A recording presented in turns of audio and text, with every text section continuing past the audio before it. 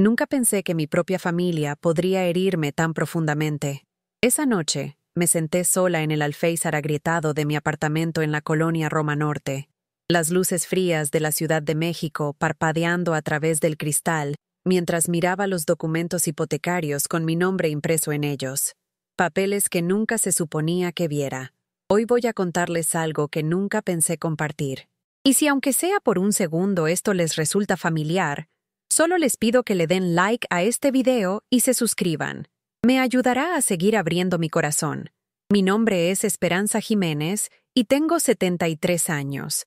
Durante los últimos 5 años, desde que mi esposo Roberto falleció, he estado viviendo en este mismo departamento de 2 recámaras en la calle Orizaba, en la Roma Norte. Las paredes están pintadas de un color crema suave que ahora se ha desvanecido a algo más parecido al pergamino viejo. La luz matutina se filtra por las cortinas delgadas que compré en un tianguis hace años, creando largas sombras sobre el piso de duela que cruje con cada paso que doy. Cada mañana, mi rutina es exactamente la misma. Despierto a las 5:30, antes de que la ciudad despierte del todo. El aroma del café fuerte mezclado con el olor tenue del pavimento húmedo afuera de mi ventana se ha convertido en mi despertador. Preparo mi café en la misma taza de cerámica desportillada que Roberto me regaló para nuestro 20º aniversario de bodas. Tiene una pequeña rajadura que corre por un lado, pero no puedo desecharla. El tic-tac del viejo reloj de latón en la pared de mi cocina marca el tiempo que siento que se me escapa entre los dedos como arena. Pero bajo este ritmo monótono, hay una pesadez que se asienta en mi pecho como una piedra. Es el peso de ser olvidada, de ser empujada a un lado en la misma familia por la que sacrifiqué todo para construir. Me he convertido en una jugadora olvidada en un juego donde mis hijos y sus parejas hacen todas las reglas sin consultarme. Esa mañana particular de octubre, el aire estaba fresco y cargado con el olor de las hojas caídas del Parque México. Había caminado hasta mi buzón con mis pantuflas gastadas, el mango frío del metal mordiendo mis dedos artríticos. El correo era principalmente lo que esperaba.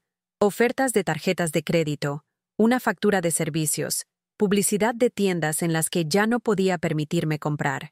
Pero deslizado entre la correspondencia chatarra, había un sobre manila grueso, no dirigido a mamá o abuela Esperanza, como las tarjetas de cumpleaños que ya casi nunca llegaban, sino a Esperanza Jiménez Morales, en letras formales de molde. Mientras desdoblaba los documentos hipotecarios adentro, mis manos comenzaron a temblar, no por el frío o mi artritis, sino por algo mucho más profundo. Ahí, en los márgenes de la tercera página, había una nota garabateada con la letra de mi nuera Sandra. ¡Qué firme! De todas formas, no lo va a leer. Esas 9 palabras me golpearon como un golpe físico. Tuve que sentarme ahí mismo en el pasillo estrecho, mi espalda contra el papel tapiz descascarado, aferrando esos papeles contra mi pecho. El aroma familiar de la comida de mi vecina se filtraba bajo su puerta, ajo y cebollas. El olor de una familia reuniéndose para cenar hizo que mi propia soledad se sintiera más aguda, más intensa. Los recuerdos se desbordaron como agua a través de una presa rota. Podía ver viejas fotografías familiares, guardadas en álbumes descoloridos, sentados en el cajón inferior del tocador de mi recámara. Podía oler el tabaco de pipa de mi difunto esposo, aún tenue en su chamarra de cuero gastado colgando en el fondo de nuestro closet. Podía escuchar la risa de mis nietos haciendo eco de lo que se sentía como otra vida, otra versión de mí misma que creía ser amada y valorada. Siempre había imaginado envejecer rodeada de calidez y respeto, tal vez cargando bisnietos en mis rodillas mientras mis hijos me traían sopa cuando estuviera enferma. Pero sentada ahí en ese pasillo frío, esos sueños se sentían tan frágiles como papel de China, listos para disolverse al menor toque.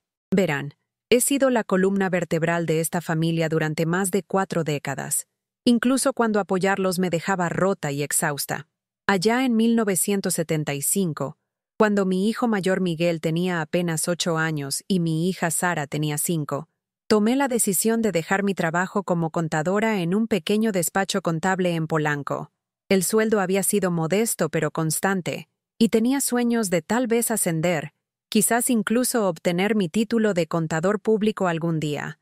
Pero la familia era primero. Siempre era primero. Me dediqué por completo a criar a mis hijos en nuestro pequeño departamento en la Roma Norte. Estiraba cada peso hasta que gritara, comprando en mercados sobre ruedas y recortando cupones del periódico dominical. Cosía parches en sus pantalones cuando se rompían en las rodillas, e hice disfraces de Día de Muertos con cartón y sábanas viejas. Cuando necesitaban útiles escolares, me quedaba sin zapatos nuevos. Cuando querían inscribirse en equipos deportivos o tomar clases de música, encontraba el dinero en algún lugar, aunque eso significara comer sopa de pasta 5 noches seguidas. Mi cuenta de sacrificios siempre estaba sobregirda, pero seguía dando de todas formas. «Ma, ¿me puedes prestar dinero otra vez?», se convirtió en el saludo más frecuente de mi hija Sara cuando me llamaba. Su voz tenía esta expectativa casual, como si me estuviera pidiendo que le pasara la sal. «Tú siempre nos ayudas. Eres muy buena manejando el dinero». Pero cuando yo necesitaba ayuda, cuando llamaba para preguntar si alguien podía llevarme a una cita médica o tal vez venir a ayudarme a mover una caja pesada, el silencio del otro lado de la línea cortaba más profundo que cualquier palabra áspera. Recuerdo una noche particularmente dolorosa hace unos 3 años. Mi hijo Miguel me llamó a las 11:45 de la noche, su voz espesa de pánico y desesperación. Acababa de ser despedido de su trabajo de construcción, y su familia enfrentaba el desalojo de su departamento en la Doctores. Su hija menor Emma tenía solo 12 años entonces, y el pensamiento de que durmiera en un carro me desgarraba el corazón. «Ma, sé que es mucho pedir», me dijo, y pude oírlo llorar. Era la primera vez que había escuchado a mi hijo adulto llorar desde que era un niño pequeño. «Pero necesitamos 50,000 pesos para el viernes o nos echan a la calle. Te lo pago en cuanto encuentre trabajo, te lo juro». 50,000 pesos. Tenía exactamente 62,000 pesos en mi cuenta de ahorros, dinero que había estado guardando por años en caso de mi propia emergencia. Dinero para cuando mi refrigerador viejo finalmente se descompusiera, o cuando mi artritis empeorara lo suficiente como para necesitar ayuda con las tareas diarias. Dinero para mi propia seguridad en un mundo incierto. Pero se lo di, todo. Porque eso es lo que hacen las madres, ¿verdad? Nos sacrificamos por nuestros hijos, sin importar qué tan grandes sean, sin importar cuánto nos duela. Caminé al banco la siguiente mañana, mis piernas temblando con cada paso. La cajera, una mujer joven con ojos amables, contó el efectivo y me preguntó si estaba segura de retirar tanto de una vez. Asentí y sonreí, pero por dentro sentí como si estuviera firmando mi propia red de seguridad. Miguel recibió el dinero, mantuvo su departamento, encontró otro trabajo 2 meses después, pero nunca vi un peso de regreso. Cuando lo mencioné sutilmente 6 meses después, actuó como si fuera mezquina y egoísta. «Ma, tú sabes que el dinero no importa entre familia», me dijo, su tono haciéndome sentir más pequeña que una niña siendo regañada. «Además, tú no lo necesitas realmente. Tienes todo lo que necesitas». Todo lo que necesitaba, como si necesitar significara solo el mínimo para sobrevivir, no para vivir con dignidad o seguridad. El patrón se repitió una y otra vez. Sara necesitaba dinero para el vestido de boda de su hija. Miguel necesitaba ayuda para el enganche de una nueva camioneta para su trabajo. Sandra, la esposa de Miguel, necesitaba fondos para su curso de licencia de bienes raíces. Cada vez abría mi cartera y mi corazón, creyendo que seguramente esta vez verían mi sacrificio y recordarían valorarme. En cambio, me volví invisible excepto cuando necesitaban algo. «¿Por qué sigues perdonándolos?», me preguntó mi vecina, la señora Rodríguez, una tarde mientras nos sentábamos en los escalones del frente de nuestro edificio, viendo a los niños jugar en el pequeño patio. Revolvía azúcar en su café con una cucharita de plástico, el sol de la tarde atrapando la plata en su cabello. «Cada vez que te lastiman, solo sigues dándoles más oportunidades». Esa pregunta me persiguió por semanas. Me quedaba despierta por las noches, mirando al techo, preguntándome si era solo una herramienta conveniente para ser usada cada vez que tenían un problema. ¿Era una madre? ¿O era solo un cajero automático que casualmente daba abrazos y cocinaba cenas dominicales cuando me convocaban? La duda creció dentro de mí como un tumor, silencioso pero maligno, carcomiendo mi autoestima hasta que apenas reconocía a la mujer en el espejo. Pero seguí diciéndome que era temporal, que una vez que se establecieran en sus carreras, una vez que los nietos fueran mayores, una vez que la vida se calmara, recordarían llamar solo para platicar, recordarían invitarme a reuniones familiares, en lugar de contarme sobre ellas después del hecho. Recordarían que tenía sentimientos, que tenía necesidades más allá de serles útil. Estaba equivocada. El abandono comenzó pequeño, casi imperceptible, como las primeras gotas de lluvia antes de una tormenta. Los cumpleaños comenzaron a pasar sin llamadas, ni siquiera mensajes de texto. La primera vez que pasó, me convencí de que estaban ocupados. La segunda vez, puse excusas por ellos a cualquiera que preguntara. Para el tercer año, dejé de mencionar mi cumpleaños por completo, porque el silencio dolía demasiado para reconocerlo. La Navidad se volvió particularmente dolorosa. Pasaría semanas seleccionando cuidadosamente regalos, envolviéndolos en papel hermoso, escribiendo tarjetas sinceras expresando lo orgullosa que estaba de cada uno de ellos. A cambio, podría recibir una tarjeta de regalo de último minuto comprada en una gasolinera, o a veces, nada en absoluto. Disculpa, ma, ¿este año ha estado tan loco? Se convirtió en su explicación estándar para todo. Demasiado loco para recordar que su madre existía. Demasiado loco para hacer una llamada de 5 minutos. Demasiado loco para mostrar decencia humana básica a la mujer que les había dado la vida y dedicado toda su existencia a su bienestar. Cuando mi artritis comenzó a empeorar hace unos 2 años, el dolor agudo y punzante en mis manos y rodillas me mantenía despierta por las noches. Algunas mañanas, apenas podía levantarme de la cama, mis articulaciones sintiéndose como si estuvieran llenas de vidrio roto. Las tareas más simples, abrir frascos, subir escaleras, incluso abrochar mi abrigo, se volvían desafíos monumentales. Llamé a Sara una mañana particularmente mala cuando se me habían acabado mis medicamentos para el dolor y no podía manejar sola el viaje a la farmacia. Mi ruta usual de pecero requería subir una empinada escalera, y mis rodillas simplemente no cooperaban. ¿No puedes pedir un Uber?, me preguntó, su voz distraída. Podía escuchar su televisión de fondo, algún programa matutino entrevistando a una celebridad sobre su nueva película. Estoy súper ocupada en el trabajo hoy. Súper ocupada en el trabajo. Como si yo nunca hubiera estado súper ocupada en el trabajo cuando ella me necesitaba. Como si todos esos años en que había dejado todo para cuidarla cuando estaba enferma, o asustada, o con el corazón roto, nunca hubieran pasado.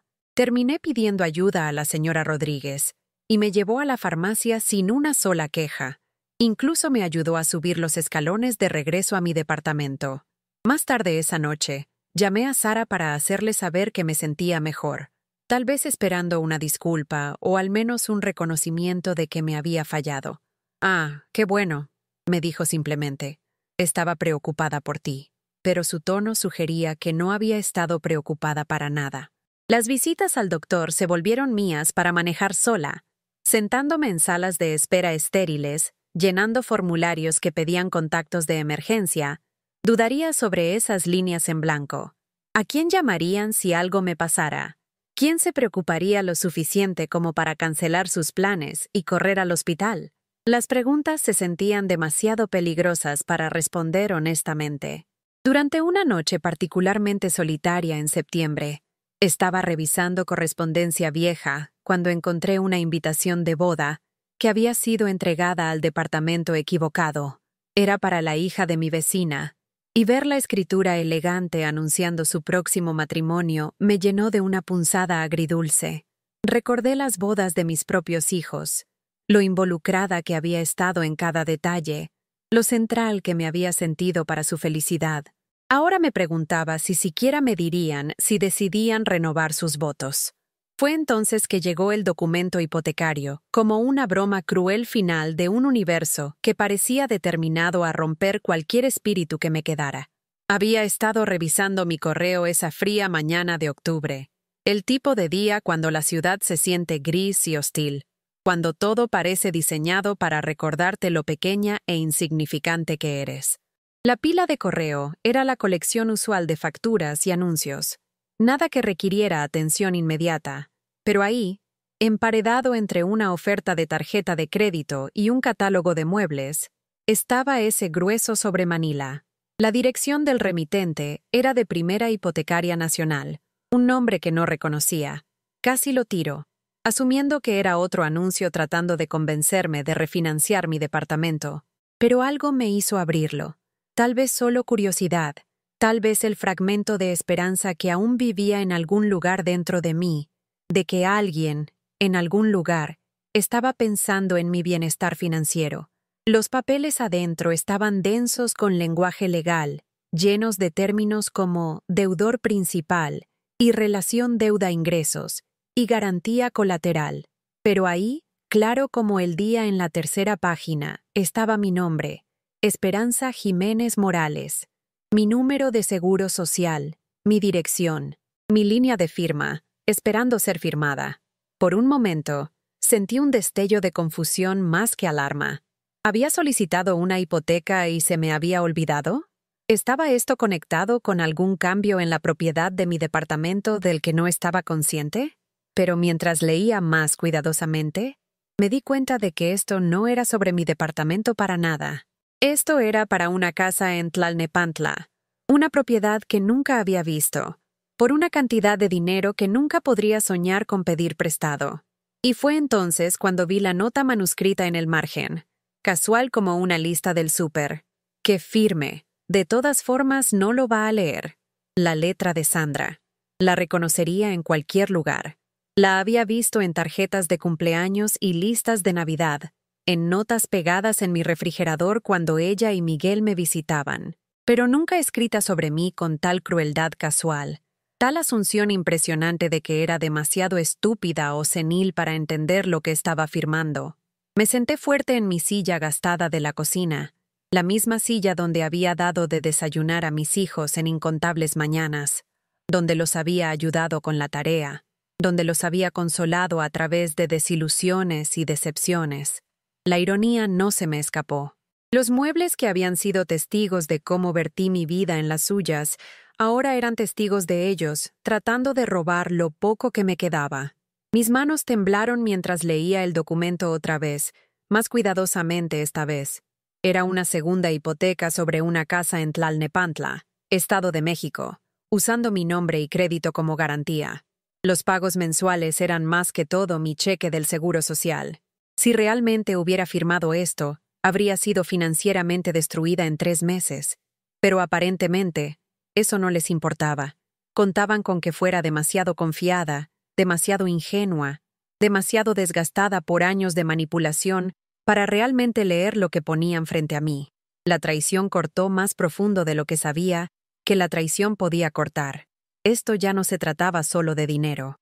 Se trataba de que me vieran como un blanco, un objetivo, alguien tan inútil y desechable que podían falsificar mi firma y robar mi seguridad financiera sin pensarlo 2 veces. Me encontré llorando, pero no las lágrimas gentiles de tristeza a las que me había acostumbrado.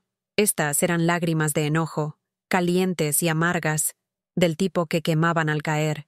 Estaba enojada con ellos, sí, pero estaba aún más enojada conmigo misma por estar sorprendida. ¿Cómo no había visto esto venir? ¿Cómo me había convencido por tanto tiempo de que su negligencia y explotación eran solo fases, dificultades temporales que el amor eventualmente superaría? Esa tarde, hice algo que no había hecho en meses. Llamé a mi nieto Tyler, el hijo mayor de Sara, que ahora tenía 26 años y trabajaba como maestro en Iztapalapa. De todos mis nietos, Tyler siempre había sido el más considerado, el que a veces llamaba solo para preguntar cómo estaba. ¿Abuela Esperanza? Su voz sonó genuinamente complacida de escucharme. ¿Cómo está? Justo estaba pensando en usted ayer. Por un momento, casi me quebré completamente. ¿Cuándo fue la última vez que alguien me había dicho que estaba pensando en mí? ¿Cuándo fue la última vez que alguien había sonado feliz de escuchar mi voz? Tyler, mi amor, dije, tratando de mantener mi voz estable. ¿Puedo preguntarte algo? ¿Tus papás han mencionado algo sobre comprar una casa recientemente? Hubo una pausa, y pude escuchar la cautela de Tyler filtrándose en su voz. Bueno, sí, de hecho. Mi ma ha estado muy emocionada al respecto. Dijo que usted los iba a ayudar con el enganche. Eso fue muy generoso de su parte, abuela. Mi corazón se hundió. Ya le habían dicho a la familia que yo estaba participando voluntariamente en este fraude. Si trataba de exponer lo que estaban haciendo ahora, parecería que me estaba retractando de mi palabra, como si fuera vengativa o senil. ¿Mencionó qué casa? Pregunté. Algún lugar en Tlalnepantla, creo. Mi ma dijo que tiene un patio grande para los niños. La voz de Tyler se calentaba, claramente feliz de compartir noticias familiares. Ha estado viendo muebles en línea, escogiendo colores para las recámaras. Creo que se supone que cierren el mes que viene. El mes que viene. Habían estado planeando esto por meses, cuidadosamente preparando el terreno, diciéndole a los miembros de la familia que yo estaba involucrada, para que mi eventual objeción pareciera sospechosa. Era un nivel de manipulación calculada que me quitó el aliento. Después de colgar con Tyler, me senté en mi cocina hasta que se puso el sol, mirando ese documento hipotecario extendido sobre mi pequeña mesa. Las sombras se alargaron y el departamento se enfrió, pero no podía moverme. Me sentí paralizada por la magnitud de lo que trataban de hacerme y por la realización de que tal vez ya habían tenido éxito en formas que apenas comenzaba a entender. ¿Cuánto tiempo habían estado hablando de mí así? ¿Cuántas conversaciones habían tenido sobre mi estupidez, mi credulidad, mi utilidad como una fuente de dinero a la que podían acceder sin consecuencias? ¿Cuántas veces se habían reído sobre lo fácil que era manipular a su madre, su abuela, la mujer que había sacrificado todo por su comodidad y seguridad? El pensamiento me hizo sentir físicamente enferma. Esa noche, me hice una cena simple de sopa y galletas, pero apenas pude saborearla. Todo se sentía diferente ahora. El departamento que había sido mi refugio se sentía como una trampa. Las fotos en mi repisa, fotografías de miembros sonrientes de la familia en cumpleaños y días festivos, se sentían como evidencia de una mentira que me había estado contando por años. Siempre había creído que si amabas a alguien lo suficientemente profundo, si sacrificabas lo suficiente, si perdonabas lo suficiente, eventualmente ese amor sería regresado. Pero sentada sola en mi cocina oscurecida, me di cuenta de que mi amor nunca había sido apreciado. Había sido dado por sentado, explotado, y finalmente convertido en arma en mi contra. Por primera vez en mi vida adulta, consideré seriamente cómo se sentiría decir que no. No solo a una petición de dinero, sino a todo. A alejarme de personas que me veían como nada más que una fuente conveniente de apoyo financiero y labor emocional. La idea me aterrorizó. ¿Qué pasaría si decidían cortarme de sus vidas completamente? ¿Qué pasaría si nunca volvía a ver a mis nietos? ¿Qué pasaría si pasaba mis años restantes completamente sola, sin familia en absoluto? Pero entonces miré ese documento hipotecario otra vez, esas palabras insensibles en la letra de Sandra, y me di cuenta de algo que había estado tratando de emerger en mi conciencia por años. Ya estaba sola. Había estado sola por mucho tiempo. La única diferencia era que ahora, en lugar de estar sola y explotada, podía elegir estar sola y libre. La siguiente mañana, desperté con una claridad que no había experimentado en décadas. Hice mi café en la vieja taza de Roberto, pero en lugar de sentirme triste, me sentí conectada a su memoria de una manera que me fortalecía en lugar de debilitarme. Roberto siempre había sido protector conmigo, a veces hasta la falta. Si estuviera vivo ahora, estaría furioso por cómo sus hijos me estaban tratando. Habría puesto fin a esto hace mucho tiempo. Tal vez era hora de que canalizara algunos de sus instintos protectores en mi propio beneficio. Me vestí cuidadosamente esa mañana, eligiendo un vestido azul marino que siempre me había hecho sentir confiada, y un collar de perlas que Roberto me había regalado para nuestro 25º aniversario. Si iba a confrontar a mi familia, quería verme como alguien que merecía respeto, no como la anciana lastimosa que parecía que pensaban que era. La primera llamada que hice fue a Miguel. Contestó al cuarto timbrazo, sonando apurado y distraído. «Hola, ma. ¿Qué pasa? Justo estoy entrando a una junta, así que hazlo rápido». Hazlo rápido. Como si cualquier cosa que tuviera que decir solo pudiera valer unos momentos de su valioso tiempo. Miguel, dije, mi voz más estable de lo que había esperado. Ayer recibí unos documentos hipotecarios con mi nombre, para una casa en Tlalnepantla. La pausa que siguió fue más larga de lo que debería haber sido para alguien que fuera inocente. Ah, dijo finalmente. Sí, Sandra mencionó eso. Oye, Ma, podemos hablar de esto después. Realmente no puedo entrar en detalles ahorita. Necesitamos hablar de esto ahora, dije, sorprendida por mi propia firmeza. Yo no solicité esta hipoteca. No acepté confirmar nada. Y encontré una nota en la letra de Sandra que sugiere que planeaban falsificar mi firma. Otra pausa. Más larga esta vez. Cuando Miguel habló otra vez, su voz había cambiado completamente. Se había ido el tono apurado y distraído. Ahora sonaba defensivo y enojado. Ma, creo que estás confundida. Nadie está falsificando nada. Solo pensamos, ya que siempre estás hablando de querer ayudar a la familia, esta sería una manera de que realmente hicieras una diferencia. Estarías ayudándonos a asegurar un hogar estable para tus nietos. La manipulación era tan suave, tan practicada, que casi caí en ella. Había tomado mi explotación financiera y la había reenmarcado como un regalo generoso que debería estar agradecida de dar. Había hecho que mi objeción sonara egoísta e irrazonable. Nunca acepté confirmar una hipoteca, Miguel. Mira, Ma, te estás poniendo mayor. A veces la gente olvida conversaciones, o tal vez no entienden las implicaciones completas de lo que están aceptando. Eso es normal. Pero somos familia. Nunca haríamos nada para lastimarte. Ahí estaba. La sugerencia de que era senil, que no se podía confiar en mi memoria, que mis objeciones eran las protestas confusas de una mente envejeciente más que las preocupaciones legítimas de una mujer cuya confianza había sido violada. No estoy confundida, Miguel, y no voy a afirmar nada. Está bien, dijo, y ahora la ira estaba abierta, sin disfraz. Ya encontraremos otra manera, pero no esperes que sigamos viniendo a ti por ayuda si vas a ser difícil al respecto. Difícil, como si protegerme del fraude hipotecario fuera comportamiento irrazonable. Colgó sin decir adiós. 20 minutos después, sonó mi teléfono. Sara. Ma. Miguel me contó sobre su conversación.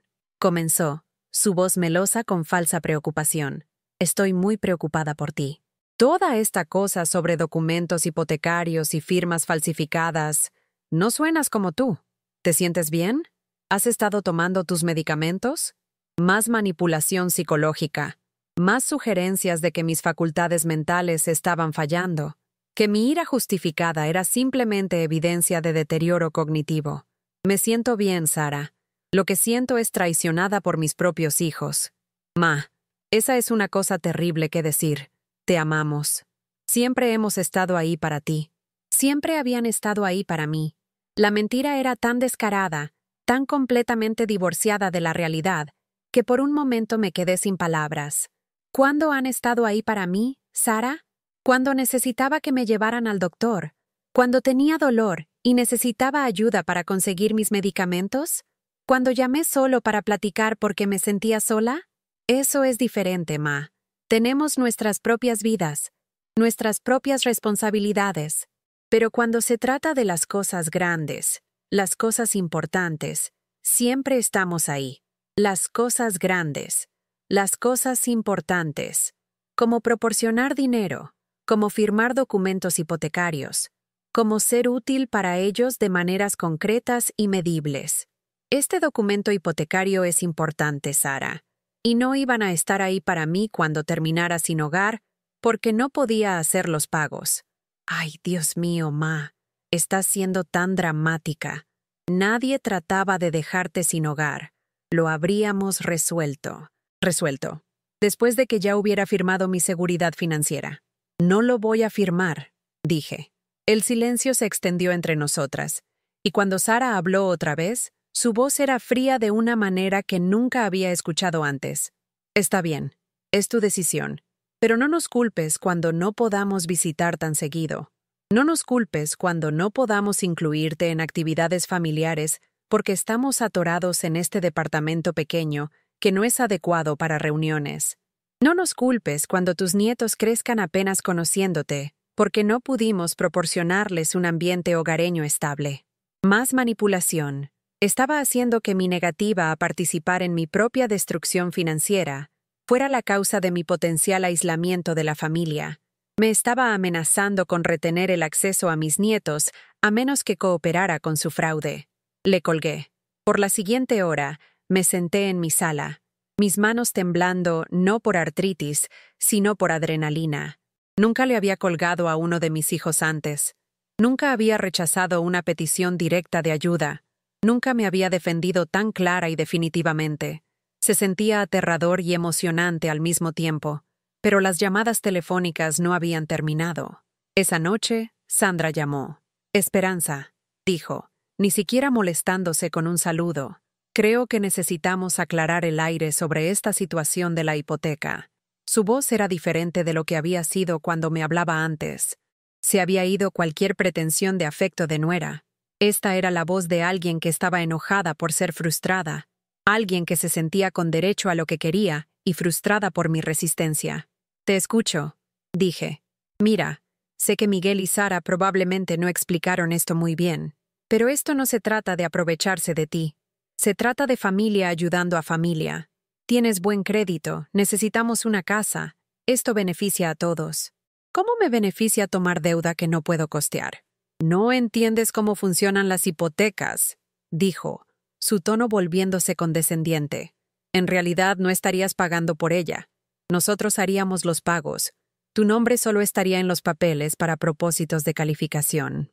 La condescendencia en su voz era impresionante. Me estaba explicando fraude hipotecario como si fuera una estrategia financiera legítima que era demasiado poco sofisticada para entender. ¿Y qué pasa cuando no puedan hacer los pagos? Vamos a poder hacer los pagos. Los dos trabajamos, somos gente responsable. Esto no es un esquema improvisado. Entonces, ¿por qué necesitan mi nombre en el préstamo? Otra pausa. Porque los requisitos de préstamo son más estrictos ahora. Quieren ver más historial crediticio establecido. Sandra, dije tranquilamente, vi tu nota en el documento hipotecario. Que firme. De todas formas no lo va a leer. ¿Realmente pensaste que era tan estúpida? La pausa esta vez fue tan larga que pensé que podría haber colgado. Esperanza, creo que malentendiste lo que esa nota significaba. ¿Qué significaba? Era solo sobre que el papeleo era complicado.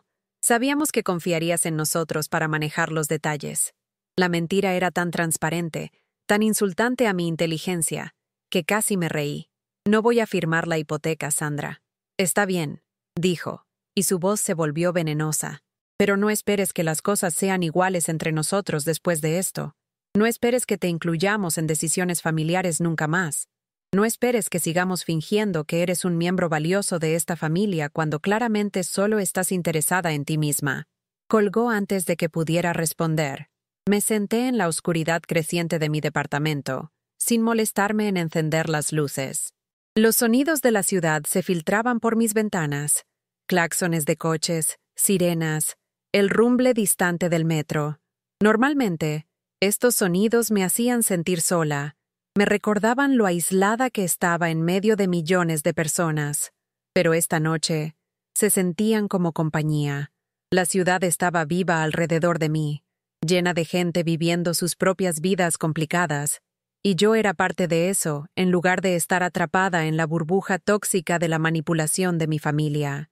Por primera vez en años, sentí que podía respirar. Pero el alivio fue temporal. Durante los siguientes días, la campaña para desgastarme se intensificó. Miguel llamaba cada mañana, sus mensajes alternando entre culpa y amenazas. Sara enviaba mensajes de texto que comenzaban disculpándose y terminaban acusándome.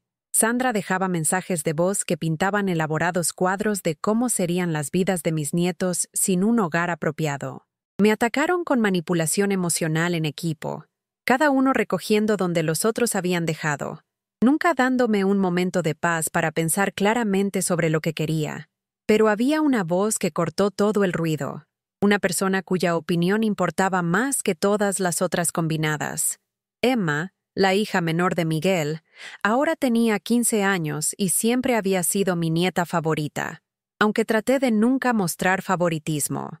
Era considerada y sensible, el tipo de niña que notaba cuando los adultos estaban tristes y trataba de ayudar de maneras pequeñas y genuinas.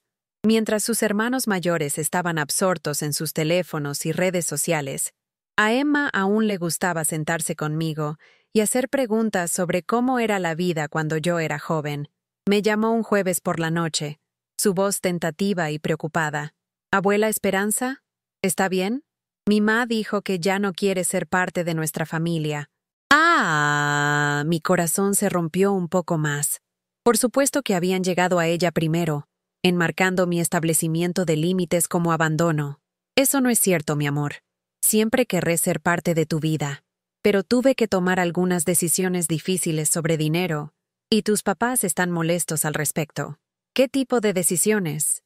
Hice una pausa, tratando de averiguar cómo explicar abuso financiero y fraude hipotecario a una quinceañera, sin destruir completamente su relación con sus padres. A veces los adultos no están de acuerdo sobre dinero, dije finalmente. Tus papás querían que los ayudara de una manera que habría sido muy difícil para mí financieramente. Dije que no, y están enojados al respecto. Ah, dijo, y pude escucharla procesando esta información. Emma era lo suficientemente inteligente para entender que las decisiones financieras de adultos a menudo involucraban intereses en competencia, pero lo suficientemente generosa para querer que todos fueran felices. ¿Puedo contarte algo, abuela? Siempre. Yo, en realidad, no quiero mudarme de todas formas. Me gusta nuestro departamento, me gusta mi escuela, y creo que mi ma y mi pa pelean más cuando están estresados por dinero. Tal vez si nos quedáramos donde estamos, las cosas estarían más tranquilas. De la boca de los niños. Esta quinceañera tenía mejor entendimiento de la dinámica de su familia que los adultos que supuestamente estaban tomando decisiones en el mejor interés de todos. ¿Sabes qué, Emma? Creo que eres una niña muy inteligente. ¿Abuela? ¿Todavía podré visitarla si no conseguimos la casa? Mi ma dijo que las cosas podrían ser diferentes. Ahí estaba. Estaban usando a Emma como palanca emocional, sugiriendo que mi negativa a participar en fraude hipotecario de alguna manera afectaría mi relación con mi nieta. Emma, quiero que me escuches muy cuidadosamente. Siempre querré verte, sin importar lo que pase con tus papás. Si tus papás deciden que no puedes visitarme por su enojo sobre dinero, esa es su decisión, no la mía. Pero no es tu culpa, y no significa que te ame menos. Se quedó callada por un momento, procesando esto. ¿Puedo llamarla a veces? Aunque no pueda visitar, puedes llamarme cuando quieras. Aunque solo sea para hablar de la escuela o amigos o cualquier otra cosa. Soy tu abuela, y eso no cambia solo porque tus papás y yo no estamos de acuerdo sobre dinero. Está bien. La amo, abuela. Yo también te amo, mi amor. Muchísimo. Después de que colgó, me sentí un poco menos vacía. Sin importar lo que pasara con Miguel y Sara y Sandra, siempre tendría mi relación con Emma. Y tal vez, mientras creciera, entendería por qué había tomado las decisiones que tomé. Las siguientes semanas pasaron tranquilamente. Mi teléfono sonaba menos, pero las llamadas que recibía eran diferentes. Jennifer Martínez, de la Clínica de Asistencia Legal, me llamaba para ver cómo estaba manejando el conflicto familiar. La señora Rodríguez me invitaba a tomar café con algunas de sus amigas. Tyler llamó una vez, cuidadosamente evitando el tema de la casa y la ira de sus padres, solo preguntando cómo estaba y contándome sobre sus estudiantes. Comencé a dormir mejor, sin el estrés constante de bajo nivel de esperar la siguiente demanda financiera o manipulación emocional. Todo mi sistema nervioso comenzó a relajarse. No me había dado cuenta de cuánta ansiedad había estado cargando hasta que comenzó a levantarse. También comencé a hacer cosas para mí que no había hecho en años. Compré cortinas nuevas para mi sala, unas amarillas brillantes que hicieron que todo el espacio se sintiera alegre y fresco. Me inscribí en una clase de pintura en el centro comunitario. Comencé a caminar en el Parque México por las mañanas, viendo salir el sol sobre los árboles. Cosas pequeñas, pero se sentían revolucionarias. Una tarde, unas 3 semanas después de la confrontación, estaba regresando de hacer compras cuando encontré a Sandra esperando afuera de mi edificio. Se veía cansada y estresada. más vieja de lo que nunca la había visto. Esperanza, dijo levantándose de donde había estado sentada en los escalones del frente. ¿Podemos hablar? Dudé. Finalmente estaba comenzando a sentirme en paz, y no estaba segura de querer invitar el conflicto de vuelta a mi vida. ¿De qué quieres hablar? La casa, la hipoteca, todo. Abrí la puerta principal y ella me siguió arriba a mi departamento. Le ofrecí café, que declinó, y nos sentamos en mi sala en los lugares donde nos habíamos sentado durante nuestra confrontación semanas antes. Esperanza, necesito contarte algo, comenzó. Perdimos la casa. No me sorprendió. Sin mi firma en la hipoteca, no habrían calificado para el préstamo que necesitaban. Siento que no haya funcionado para ustedes, dije, y lo decía en serio. A pesar de todo, no sentía placer en su decepción. La cosa es, Sandra continuó, pusimos un depósito, 50,000 pesos, dinero que habíamos estado ahorrando por 2 años, y cuando no pudimos calificar para la hipoteca, lo perdimos. Ah, ahí estaba, la verdadera razón de su visita. Ya veo. Nos estábamos preguntando, esperando, que tal vez podrías ayudarnos a recuperar ese depósito. Como préstamo, no como regalo. Te lo pagaríamos con interés. El descaro era impresionante. Después de todo por lo que me habían hecho pasar, después del intento de fraude y la manipulación emocional, me estaba pidiendo dinero para arreglar las consecuencias de su propio esquema. Sandra, dije cuidadosamente, ¿me estás pidiendo que te dé 50,000 pesos para compensarte por el depósito que perdiste cuando no pudiste defraudarme exitosamente? Se encogió ante la palabra fraude, pero no lo negó. Te estoy pidiendo que nos ayudes a recuperarnos de una situación que se salió de control. Cometimos errores, lo admito, pero somos familia, y las familias se ayudan mutuamente. ¿Cuándo me han ayudado ustedes? Nosotros. Te incluimos en nuestras vidas. Te invitamos a cosas. ¿Cuándo? Navidad. Cumpleaños. No me han llamado en mi cumpleaños en 3 años. La Navidad pasada, me dijeron que iban a cenar con los papás de Sandra y que era bienvenida a venir, pero necesitaban una respuesta esa tarde porque no estaban seguros de cuánta comida hacer. Esa fue mi invitación navideña. Ser una idea tardía en la reunión familiar de alguien más. Sandra se veía incómoda, pero no arrepentida. Mira, tal vez podríamos haber estado mejor en mantenernos en contacto, pero eso no significa que no nos importes. ¿Cómo demuestran que les importo? Se quedó callada por un largo momento. Pensamos en ti. Pensar en mí no es lo mismo que cuidarme. Cuidar a alguien significa considerar sus sentimientos antes de actuar. Significa checar con ellos cuando están enfermos. Significa recordar fechas que son importantes para ellos. Significa tratarlos con respeto incluso cuando no estás de acuerdo con ellos. Te respetamos. Trataron de engañarme para firmar un documento hipotecario. Planearon falsificar mi firma. Trataron de manipularme con amenazas sobre mi acceso a mis nietos. Nada de eso es comportamiento respetuoso. Sandra comenzó a verse frustrada, la amabilidad artificial deslizándose de su comportamiento. Está bien, manejamos mal esta situación, pero estamos tratando de arreglarlo ahora. Estamos pidiendo ayuda, no exigiéndola. Estamos reconociendo que se cometieron errores. ¿Qué errores, específicamente? La nota en el documento hipotecario fue inapropiada. Deberíamos haber sido más directos sobre lo que te estábamos pidiendo hacer. Aún estaba minimizando, aún negándose a reconocer el alcance completo de lo que habían intentado.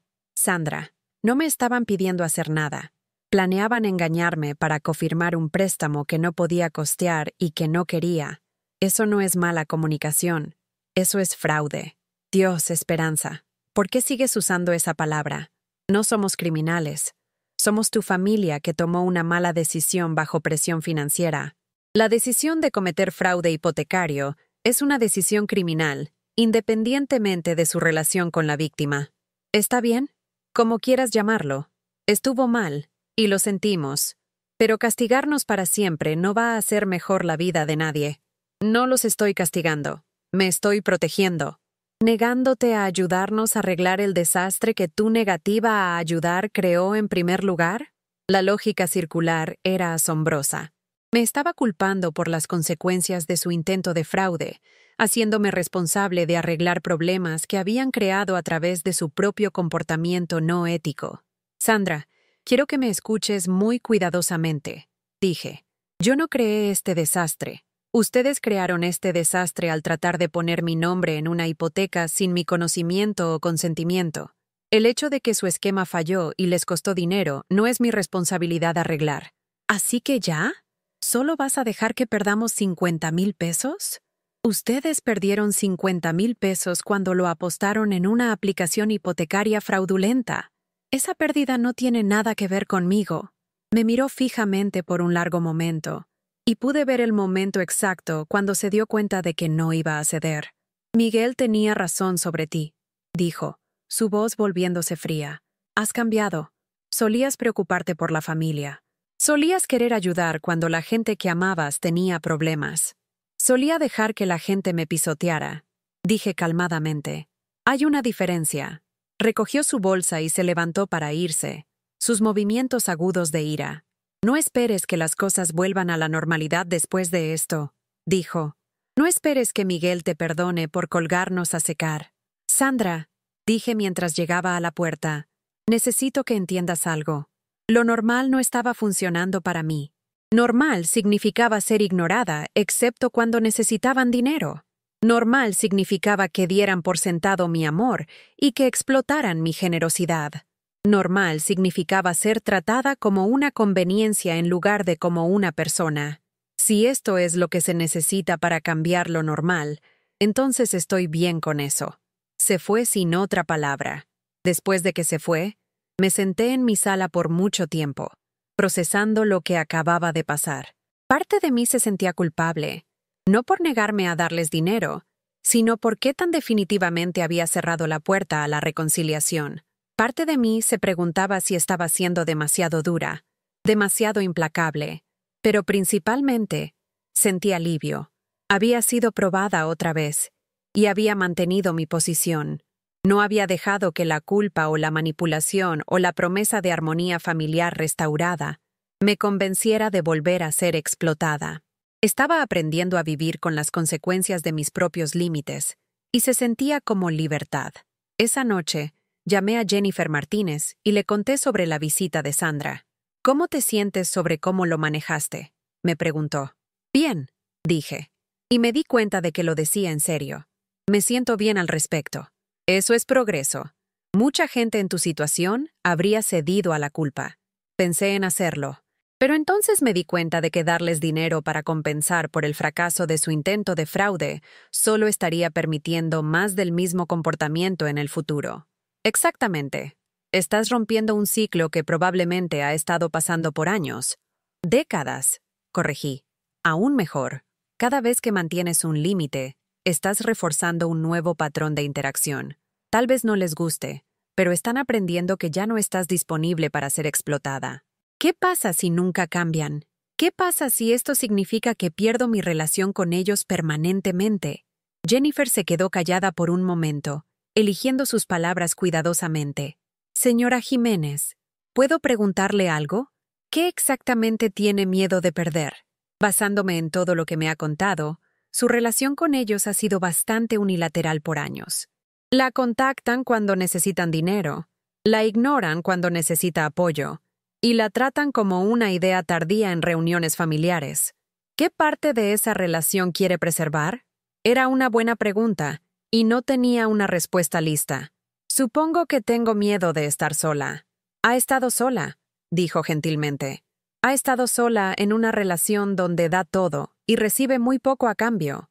La pregunta es si prefiere estar sola y explotada, o sola y libre. Sola y libre. La frase se quedó conmigo mucho después de que colgamos.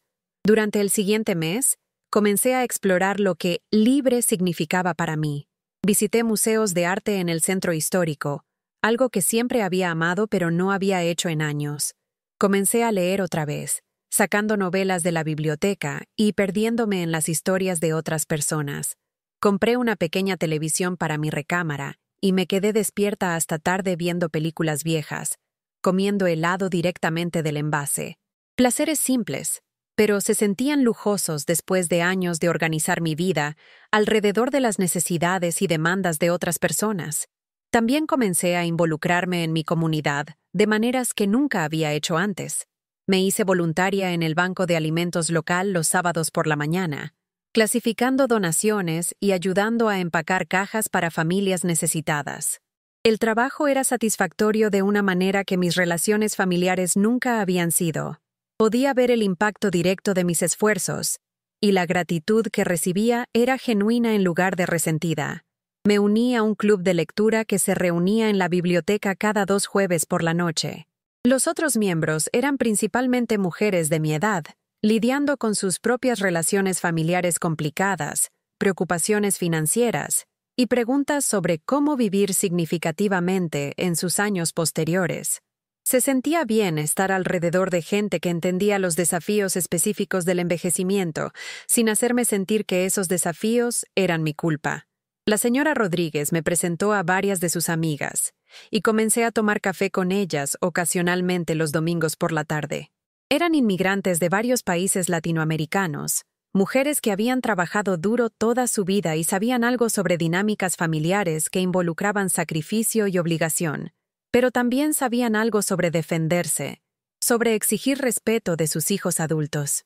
«Mija», me dijo la señora Rodríguez una tarde mientras nos sentábamos en su cocina, compartiendo café cubano y pasteles. «Tus hijos piensan que les debes toda tu vida porque eres su madre, pero ser madre no significa ser mártir». «A veces se siente como lo mismo», admití. «Solo si lo permites. Los criaste, los alimentaste, los amaste. Tu trabajo está hecho. Si quieren continuar una relación contigo, necesitan traer algo a la mesa aparte de demandas». Era una perspectiva que nunca había considerado. La idea de que mis hijos también me debían algo, no solo dinero o regalos, sino respeto básico y consideración. ¿Qué pasa si deciden que no quieren una relación en esos términos? La señora Rodríguez se encogió de hombros. «Entonces, sabes dónde están paradas las cosas. Mejor saber la verdad que vivir en fantasía». La verdad. Era algo que había estado evitando por años, contándome historias sobre dificultades temporales y horarios ocupados, en lugar de reconocer que mis hijos simplemente no me priorizaban a menos que necesitaran algo de mí. El invierno pasó a primavera, y mis nuevas rutinas se volvieron cómodas y familiares. Cenaba con la señora Rodríguez y sus amigas cada domingo. Era voluntaria en el banco de alimentos cada sábado por la mañana. Asistía al club de lectura cada 2 jueves por la noche. Pintaba acuarelas los miércoles por la tarde y tomaba largas caminatas en el Parque México cuando el clima era bueno.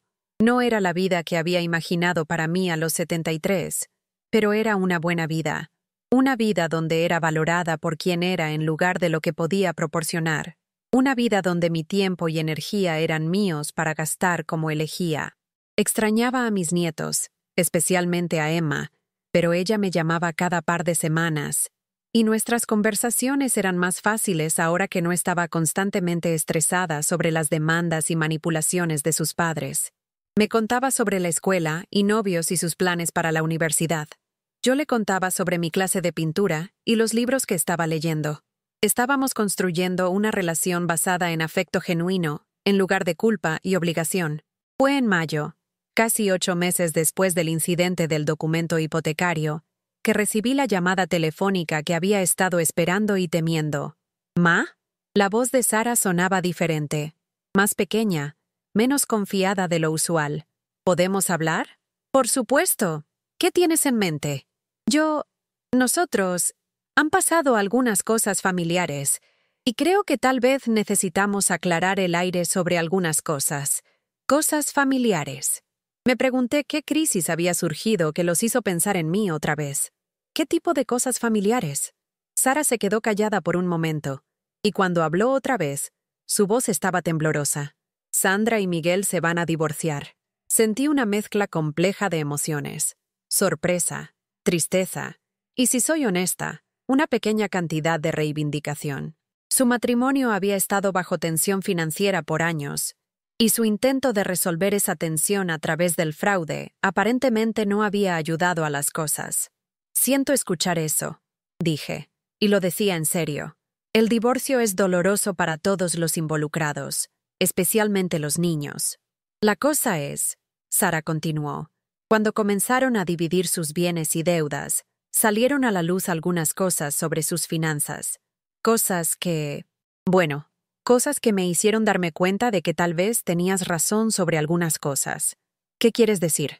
Sandra había estado tomando dinero de la cuenta de negocios de Miguel para pagar gastos personales, sin decirle, por meses.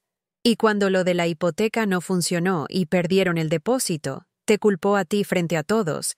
Hizo parecer que era tu culpa que estuvieran en problemas financieros, pero resultó que había otros problemas. Esperé a que continuara. Miguel descubrió que había estado mintiendo sobre muchas cosas, sobre cuánto dinero tenían, sobre lo que podían costear, sobre cómo planeaban usar tu nombre en la hipoteca para calificar para más de lo que tenían cualquier esperanza de pagar. Sara, sé que esto probablemente es difícil para ti, pero ¿por qué me estás contando esto? Porque te debo una disculpa, porque todos te debemos una disculpa, porque me dejé llevar por algo que sabía que no estaba bien, y me convencí de que estaba bien porque era familia ayudando a familia. Pero no era familia ayudando a familia. Era aprovecharse de ti, la disculpa por la que había estado esperando, por años. Pero ahora que estaba pasando, se sentía menos satisfactoria de lo que había esperado. Gracias por decir eso. Ma, ¿hay alguna manera de que podamos tratar de arreglar esto? ¿Hay alguna manera de que podamos volver a ser una familia? Era la pregunta que me había estado haciendo por meses. ¿Quería volver? ¿Y si sí? ¿Volver a qué? ¿Cómo se vería eso, Sara? No sé. Mejor comunicación. Más respeto por tus límites. Tal vez podríamos pasar tiempo juntas que no sea sobre pedirte cosas. ¿Cuándo fue la última vez que pasamos tiempo juntas que no fuera sobre pedirme cosas? Se quedó callada por un largo momento. Honestamente no puedo recordar. Yo tampoco. Lo que sugiere que tal vez lo que teníamos antes no era realmente una relación familiar. Tal vez era algo más. Un sistema de apoyo unilateral donde yo proporcionaba recursos y ustedes proporcionaban contacto mínimo a cambio. Esa es una manera dura de ponerlo. ¿Pero es exacta? Otra larga pausa. Sí, creo que tal vez sí lo es. Fue el primer momento de completa honestidad que habíamos compartido en años. Sara, aprecio tu disculpa. Realmente. Pero necesito más que un reconocimiento de que me trataste mal. Necesito saber que entiendes por qué me trataste mal. Y necesito ver evidencia de que las cosas realmente serían diferentes hacia adelante. ¿Qué tipo de evidencia? Relación real. Contacto regular que no sea sobre necesitar algo. Inclusión en actividades familiares que no sea contingente en mis contribuciones financieras. Respeto por mis decisiones incluso cuando sean inconvenientes para ustedes. Creo que podríamos hacer eso. ¿Crees que podrían? ¿O lo harán? Lo haremos. Trataremos. Tratar ya no es suficiente, Sara. Tengo 73 años. No tengo tiempo que perder en relaciones que tal vez mejoren algún día. Necesito relaciones que sean buenas para mí ahora. Comenzó a llorar entonces. Sollozos suaves que me recordaron de cuando era una niña pequeña y se había raspado la rodilla o herido sus sentimientos. Te extraño, Ma. Extraño tenerte en mi vida. Yo también te extraño, mi amor. Pero no extraño ser aprovechada. Y no extraño sentir que no tengo valor más allá de mi cuenta bancaria. Nunca pensamos en eso de esa manera. ¿Cómo pensaban en eso? Supongo que pensamos en ti como siempre estando ahí, como una red de seguridad. Pensamos que siempre estarías dispuesta a ayudar porque nos amas. Sí los amo, pero amor sin respeto ya no es suficiente. Hablamos por otra hora, y al final de la conversación, habíamos acordado tratar de reconstruir nuestra relación en una fundación diferente. Sara comenzaría a llamarme una vez por semana, solo para platicar. Me incluiría en planes familiares que se hicieran con más de un día de anticipación. Respetaría mis decisiones sobre mi propio dinero y mi propia vida, incluso cuando esas decisiones no la beneficiaran directamente. A cambio, yo trataría de estar abierta a la reconciliación, pero solo si estos cambios eran reales y sostenidos. ¿Qué hay de Miguel?, pregunté mientras terminábamos la llamada. Está lidiando con las cosas del divorcio ahorita. Y honestamente, creo que está avergonzado sobre cómo resultó todo, pero creo que le gustaría hablarte eventualmente. ¿Y Sandra? Sandra está fuera del panorama. Cualquier relación que quieras tener con Miguel y los niños no va a involucrarla. Eso probablemente era lo mejor. Sandra había sido la fuerza motriz detrás de mucha de la manipulación y explotación, y sería difícil reconstruir la confianza familiar con ella involucrada. Durante los siguientes meses, Sara sí hizo un esfuerzo por mantener sus promesas. Me llamaba cada domingo por la noche, y nuestras conversaciones gradualmente se volvieron más naturales y menos forzadas. Me invitó a la graduación de preparatoria de Emma, dándome 2 semanas de aviso en lugar de 2 horas. Preguntó sobre mi clase de arte y mi trabajo voluntario, mostrando interés genuino en mi vida fuera de ser su madre. No era perfecto, y había momentos cuando podía sentirla deslizándose de vuelta a viejos patrones de derecho y asunción. Pero se controlaba, y cuando yo señalaba comportamiento problemático, se disculpaba y corregía el rumbo en lugar de ponerse defensiva. Miguel tardó más en acercarse. Me llamó en julio, unos 3 meses después de la disculpa inicial de Sara. «Ma», dijo, su voz pesada de cansancio, «te debo una disculpa enorme. Adelante». Estaba tan enfocado en proveer para mi familia que perdí de vista cómo te estaba tratando. Sandra siguió diciendo que tenías mucho dinero y que no te haría falta lo que pidiéramos prestado. Y quise creer eso porque hacía más fácil seguir pidiendo. Miguel, no solo pediste, intentaste fraude. Lo sé ahora. En ese momento me convencí de que no era realmente fraude porque teníamos intención de pagar por todo nosotros mismos. Pero tener mi nombre en la hipoteca sin tu conocimiento o consentimiento era fraude, incluso si nuestras intenciones eran buenas.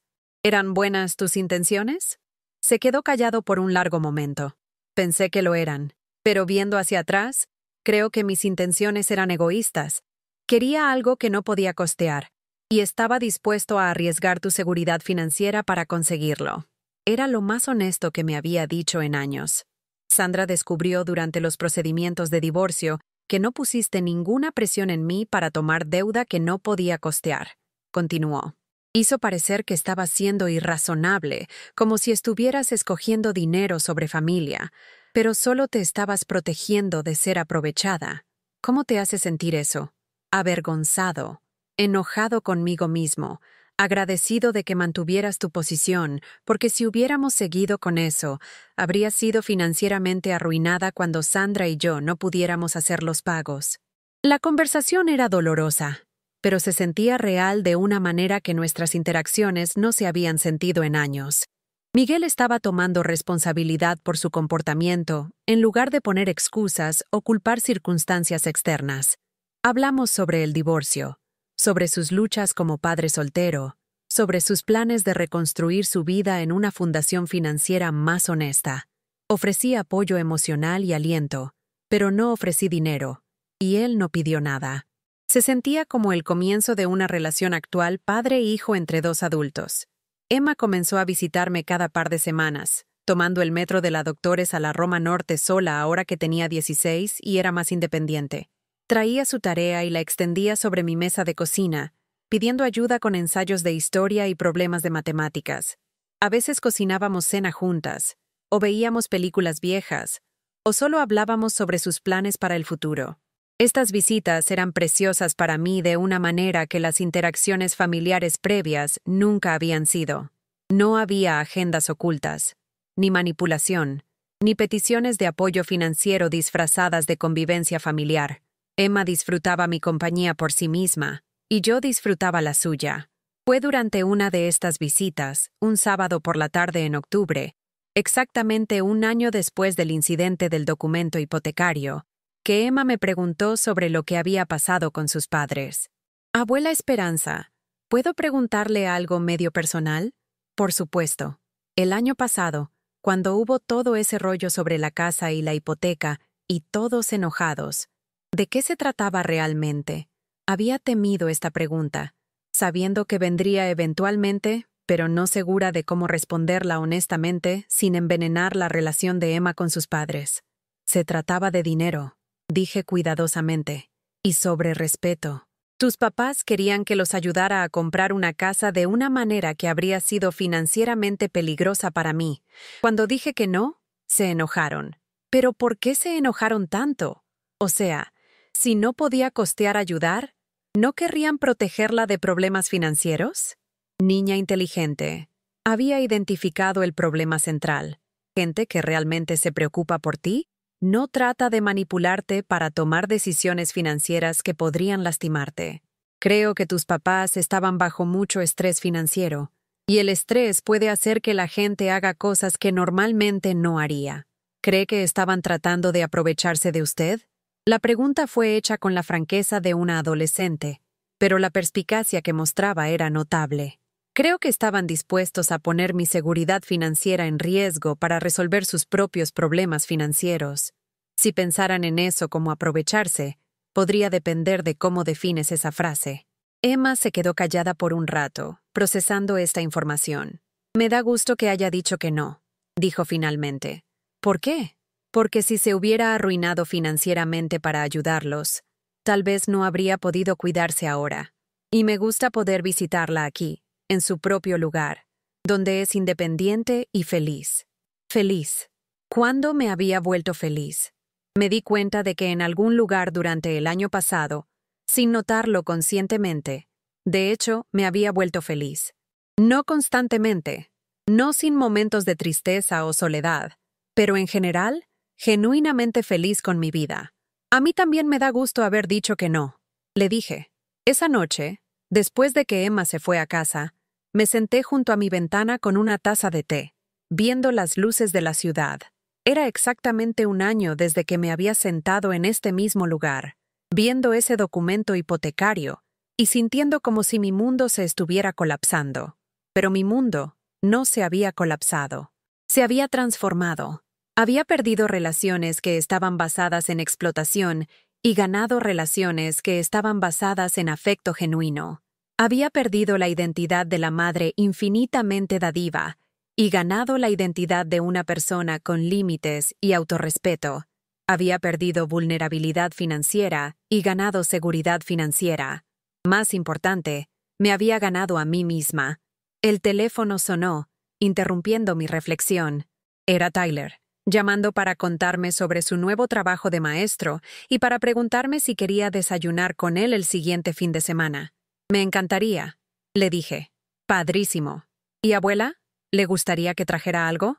Solo tú mismo, Tyler. Solo tú mismo. Solo yo misma. Por primera vez en décadas, eso se sentía como suficiente.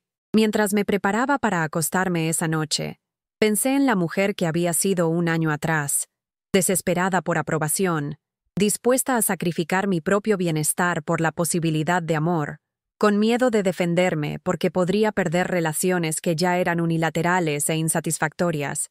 Pensé en la mujer que era ahora, aún amorosa, aún generosa, pero ya no dispuesta a ser explotada, aún esperando buenas relaciones con mi familia, pero ya no dispuesta a aceptar malas relaciones solo para evitar estar sola. El viaje de una versión de mí misma a la otra no había sido fácil.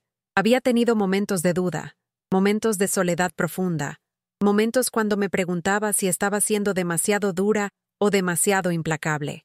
Pero cuando surgían esas dudas, recordaba la nota manuscrita de Sandra, que firme, de todas formas, no lo va a leer. Recordaba la crueldad casual de esa asunción, la falta de respeto impresionante que revelaba, y sabía que había tomado la decisión correcta. Verán, establecer límites no se trata de castigar a gente que te ha lastimado. No se trata de retener amor o guardar rencores. Se trata de reconocer tu propio valor y negarte a aceptar trato que no reconozca ese valor. Por décadas, había tenido miedo de que exigir respeto me costaría relaciones. Lo que descubrí fue que las relaciones sin respeto no son realmente relaciones para nada. Son solo patrones de explotación disfrazados de amor. Cuando finalmente me defendí, perdí esos patrones de explotación, pero gané algo mucho más valioso. Gané conexiones auténticas con gente que me valoraba por quien era, no por lo que podía proporcionar. Sara y Miguel y yo todavía estamos reconstruyendo nuestra relación, y es trabajo lento. Hay reveses y malentendidos, momentos cuando nos deslizamos de vuelta a viejos patrones. Pero también hay esfuerzo genuino, respeto real y confianza creciente. Emma me visita regularmente, y nuestra relación es todo lo que una relación abuela-nieta debería ser: cálida, solidaria y libre de manipulación. Tyler llama periódicamente, y tenemos conversaciones fáciles sobre la vida y el trabajo y sus planes para el futuro. Tengo amigas ahora, mujeres de mi edad, que entienden los desafíos del envejecimiento y las complejidades de las relaciones familiares. Nos apoyamos mutuamente a través de tiempos difíciles y celebramos las victorias de cada una. Compartimos comidas e historias y risa, sin que nadie lleve cuenta de quién le debe qué a quién. Soy voluntaria regularmente, contribuyendo mi tiempo y energía a causas que me importan, recibiendo gratitud que es dada libremente en lugar de ofrecida a regañadientes. Tengo pasatiempos que me traen alegría: pintar, leer, caminar en lugares hermosos. Tengo rutinas que me consuelan y aventuras espontáneas que me sorprenden. En resumen, tengo una vida. No la vida que pensé que quería cuando era más joven.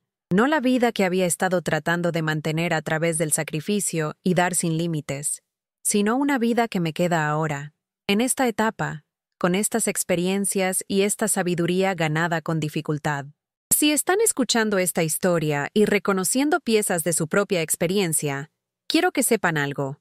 No son demasiado viejos para reclamar su vida. No están demasiado fijos en sus formas para establecer límites. No dependen demasiado de relaciones difíciles para arriesgarse a perderlas, exigiendo respeto. Pueden tener miedo de estar solos, pero la soledad dentro de relaciones explotadoras es mucho más dolorosa que la soledad que viene de honrar su propio valor. Pueden tener miedo de lastimar a gente que aman diciéndoles no a sus demandas, pero gente que verdaderamente los ama no querrá que se lastimen para su beneficio. Pueden tener miedo de que establecer límites confirmará que la gente difícil en su vida en realidad no se preocupa por ustedes. Pero si no se preocupan por ustedes, ¿no es mejor saber esa verdad que vivir en negación de ella? El documento hipotecario que llegó en mi correo esa mañana de octubre fue un regalo, aunque no lo reconocí como tal en ese momento. Fue el regalo de claridad, la prueba innegable que necesitaba para dejar de vivir en fantasía y comenzar a lidiar con la realidad. La realidad era que estaba siendo explotada por gente que amaba. La realidad era que mi generosidad estaba siendo dada por sentada. La realidad era que estaba sacrificando mi propio bienestar para permitir la irresponsabilidad financiera de otras personas. Pero la realidad también era que tenía el poder de cambiar todo eso. Tenía el poder de decir que no. Tenía el poder de proteger mis propios intereses. Tenía el poder de exigir respeto de gente que quería relaciones continuas conmigo. Usar ese poder era aterrorizante, pero también liberador. Cada límite que establecí, cada manipulación a la que me negué a ceder, cada demanda que rechacé, me hizo más fuerte y más confiada en mi propio valor. Ha pasado más de un año ahora desde que quemé ese documento hipotecario en el fregadero de mi cocina, viendo las llamas consumir la asunción arrogante de Sandra de que no leería lo que estaba firmando. Quemarlo se sintió simbólico en ese momento, y he llegado a darme cuenta de que era más simbólico de lo que sabía. No solo estaba quemando un pedazo de papel, estaba quemando mi disposición a ser aprovechada, estaba quemando mi miedo de estar sola, estaba quemando la versión de mí misma que priorizaba la comodidad de otras personas sobre mi propio bienestar. Lo que surgió de esas cenizas fue algo que nunca esperé: contentamiento. No la felicidad desesperada que depende de la aprobación de otras personas, sino la satisfacción tranquila que viene de vivir auténticamente, de tomar decisiones basadas en tus propios valores en lugar de las expectativas de otras personas. Tengo 74 ahora, y no tengo idea de cuántos años me quedan, pero sé que cualquier tiempo que quede será pasado viviendo como yo misma, no como una sombra de mí misma moldeada por las necesidades y demandas de otras personas. Ese conocimiento vale lo que sea que me costó adquirirlo. Así que déjenme preguntarles, ¿alguna vez han vivido algo así? ¿Se han encontrado dando y dando hasta que no tenían nada más? solo para descubrir que su generosidad estaba siendo explotada en lugar de apreciada? ¿Alguna vez han tenido que elegir entre ser amados y ser respetados, solo para aprender que el amor real ya incluye respeto? Me encantaría escuchar su historia en los comentarios abajo. Y si este mensaje resonó con ustedes, si se sintió familiar de maneras que son tanto dolorosas como esperanzadoras, por favor denle like a este video y suscríbanse. A veces encontramos el valor de cambiar nuestras vidas sabiendo que otros han caminado este sendero antes que nosotros y encontraron su camino a algo mejor. Gracias por escuchar mi historia. Gracias por darme un lugar para compartir la lección más difícil que he tenido que aprender y la victoria más importante que he ganado. Gracias por recordarme que no estoy sola en este trabajo complicado, hermoso y difícil de aprender a amarnos lo suficiente para exigir amor a cambio.